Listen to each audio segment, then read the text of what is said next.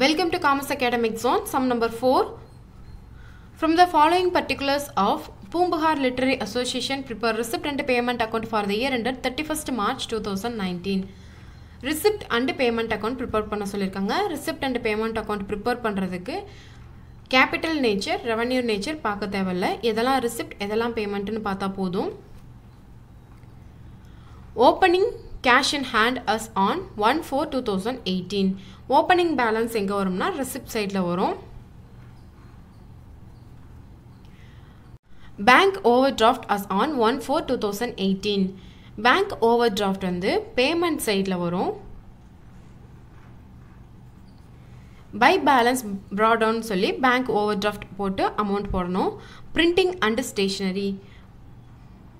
Printing and stationery அப்படின்றது வந்து payment. Interest paid payment. Sale of investment அப்படின்றது வந்து cash inflow receipt.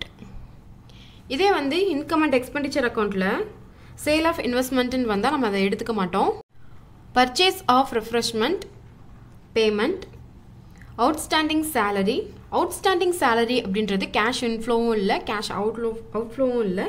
இது வந்து non cash item. அந்த outstanding salary அப்படின்றது வந்து நம்ம எடுத்துக்க கூடாது. receipt-லயும் வராது, payment side-லயும் வராது. Endowment fund receipt.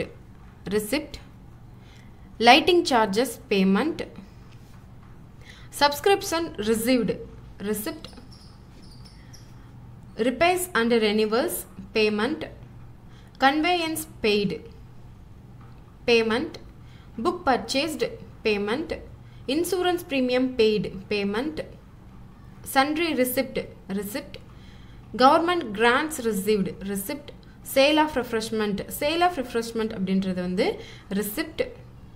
Depreciation on building அப்படின்றது வந்து cash inflow கிடையாது, cash outflow கிடையாது. இது வந்து non cash item. இப்போ depreciation on building-ம் நம்ம எடுத்துக்க கூடாது. Outstanding salary அப்படின் இது ரெண்டுமே வந்து receipt-லயும் வராது, payment-லயும் வராது. இது மறந்துடாதீங்க.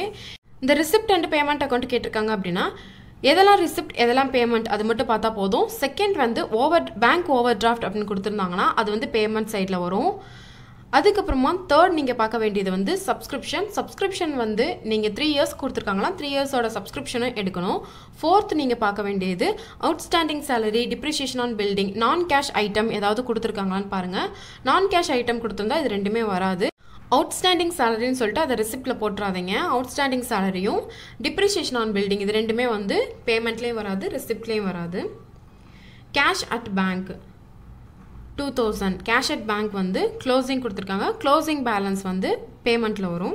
ஓப்பனிங் பேலன்ஸ் வந்து ரிசிப்ட் சைடில் வரும். இப்போ நம்ம ஃபர்ஸ்ட் போட வேண்டியது வந்து ரிசிப்டில் வந்து ஓப்பனிங் பேலன்ஸ் நம்ம போடுவோம். Cash in hand 5000. Sale of இன்வெஸ்ட்மெண்ட்டை நம்ம சேல் பண்ணும்போது நமக்கு வந்து அமௌண்ட் வந்து உள்ளே வரும். இது வந்து கேஷ் இன்ஃப்ளோ, அதனால சேல் ஆஃப் இன்வெஸ்ட்மெண்ட் வந்து நம்ம ரிசிப்டில் போட்டிருக்கோம். என்டோமெண்ட் ஃபண்ட் ஃபண்ட் வந்து நம்ம ரிசீவ் பண்ணுறோம், ரிசிப்ட் அது வந்து ரிசிப்டில் போட்டிருக்கோம். ரிசீவ்ட் இந்த மாதிரி வந்தாலே அது வந்து ரிசிப்ட் சைட்டில் வரும். Sundry receipt 750. Government grants received 6000. Sale of refreshment 1500. நம்ம சேல் பண்ணும்போது நமக்கு கேஷ் உள்ளே வரும், அது கேஷ் இன்ஃப்ளோ, அதனால அது வந்து ரிசிப்டில் போட்டிருக்கோம். பேலன்ஸ் ப்ராடவுன் இது வந்து ஓப்பனிங் பேலன்ஸில் தான் கொடுப்பாங்க. Bank over draft us on the date 1/4/2018 சொல்லிட்டு ஓப்பனிங்கில் தான் கொடுத்துருக்காங்க. நீங்கள் இதை மறந்து வந்து ரிசிப்ட் சைடில் போட்டுறாதீங்க. பேங்க் ஓவர் டிராஃப்ட் அப்படின்றது வந்து நம்ம வந்து பேமெண்ட் சைடில் போடணும். பேலன்ஸ் ப்ராடவுன் சொல்லி bank overdraft 4000 rupees. Printing and stationery payment. Interest paid வந்து 3250, அது வந்து payment. Purchase of refreshment 1500. Lighting charges 1300. Repairs and renewals 2500. Conveyance paid. Book purchased. Insurance premium paid. Last வந்து balance carried on. Cash at bank வந்து இந்த 2000 amount வந்து சம்பளம் கொடுத்துருக்காங்க. இப்போ நம்ம ரிசிப்ட் சைடில் இருக்க அமௌண்ட்லாம் நீங்கள் டோட்டல் பண்ணணும். ரிசிப்ட் சைடில் இருக்க அமௌண்ட்லாம் டோட்டல் பண்ணிங்கன்னா 36,250 வரும். அதே 36,250 நீங்கள் கிரெடிட் சைட்லேயும் போட்டுக்கோங்க, பேமெண்ட் சைட்லேயும் போட்டுக்கோங்க. பேமெண்ட் சைடில் இருக்க டோட்டல் அமௌண்ட்லாம் நீங்கள் ஆட் பண்ணிவிட்டு இந்த 36,250யோட நீங்கள் லெஸ் பண்ணிங்கன்னா 3,450 வரும். இந்த 3,450 தான் closing balance cash in hand. இந்த சம்மில் நீங்கள் பார்க்க வேண்டியது வந்து outstanding salary, depreciation on building, இது ரெண்டுமே வந்து வராது. இன்னொன்று bank over draft. Bank over draft வந்து நீங்கள் ரிசிப்டில் போடக்கூடாது, பேமெண்ட்டில் தான் போடணும். மற்ற நீங்கள் எல்லாமே சம் பார்க்கும்போதே தெரியும் எதெல்லாம் ரிசிப்ட் எதெல்லாம் பேமெண்ட்னு உங்களுக்கு தெரியும். நெக்ஸ்ட்டு சம் பார்ப்போம்.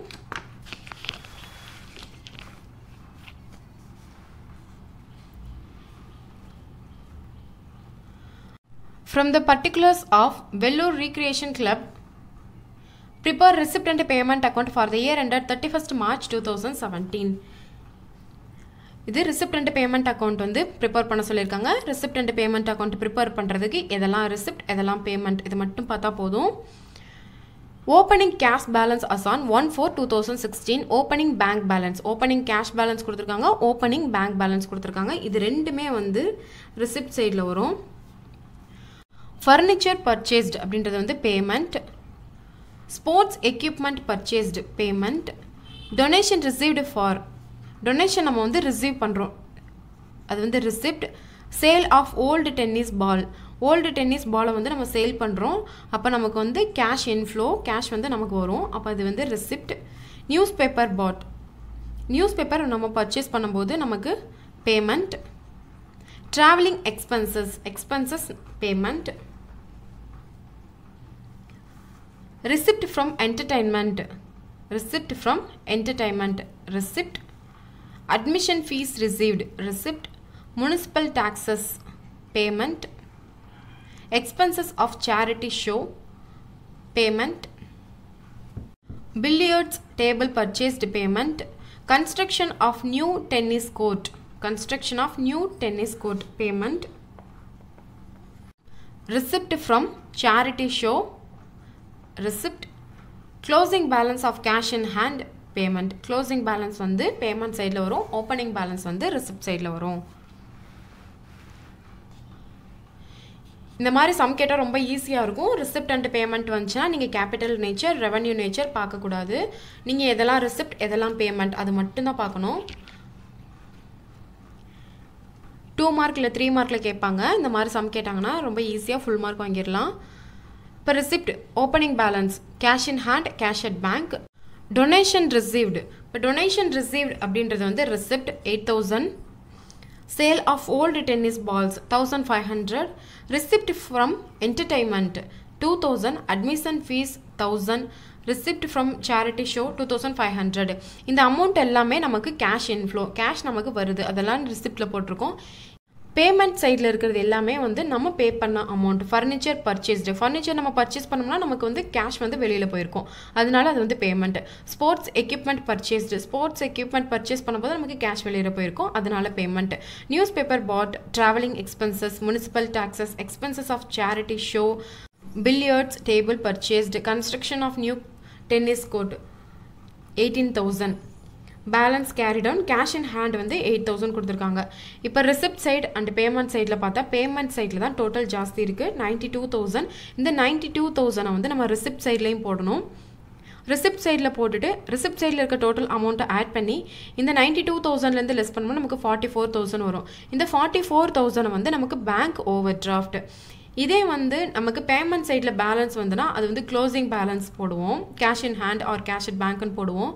இது வந்து ரிசிப்ட் சைடில் வந்து பேமெண்ட்டை விட ரிசிப்ட் அமௌண்ட் வந்து கம்மியாக இருக்கனால நமக்கு வந்து bank overdraft, balance carry டவுன்னு பேங்க் ஓவர் டிராஃப்ட்னு இந்த 44,000 போடணும்.